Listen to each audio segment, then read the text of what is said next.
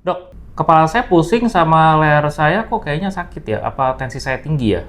Atau mungkin pernah dengar juga statement kayak begini, saya waktu dicek tensi saya 200/100, tapi saya nggak merasakan keluhan apa-apa. Saya hipertensi atau enggak sih dok? Yuk, mari kita bahas.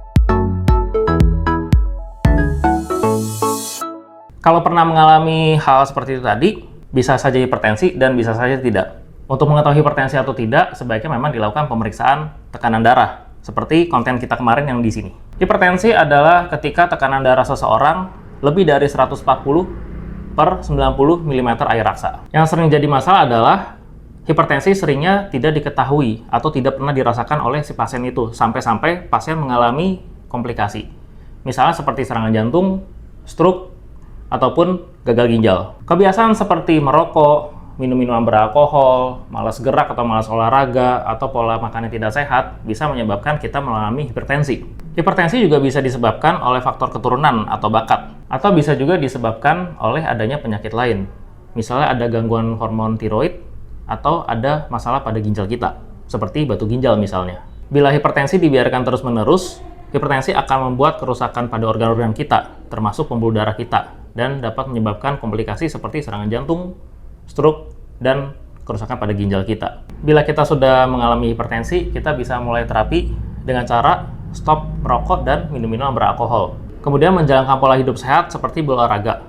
Olahraga yang dipilih bisa berupa olahraga aerobik, contohnya seperti berlari, berenang, atau bersepeda, dan juga olahraga untuk latihan kekuatan, misalnya seperti angkat beban, dan juga pola makan yang sehat.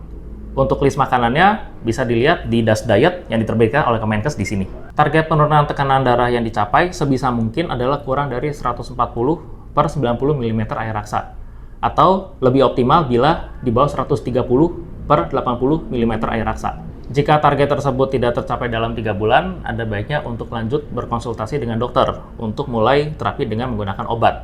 Bagi penderita hipertensi yang sudah mengkonsumsi obat, tidak perlu khawatir jika apakah obat ini bisa merusak ginjal saya atau merusak organ saya? Faktanya tidak.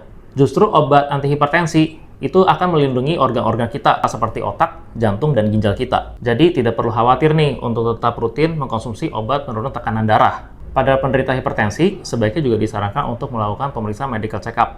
Setidaknya melakukan pemeriksaan darah seperti cek kadar gula darah, kolesterol, asam urat, fungsi hati, dan fungsi ginjal, untuk mengetahui apakah ada penyebab atau penyakit lain yang dialami secara bersamaan. Baik, sekian tips kesehatan dari saya seputar hipertensi. Dan untuk para penderita hipertensi, tetap semangat dan rutin berobat agar tetap bisa menjalani aktivitas seperti biasa, seperti orang normal pada umumnya, dan tidak terjadi komplikasi di kemudian hari. Sampai jumpa di konten kesehatan selanjutnya.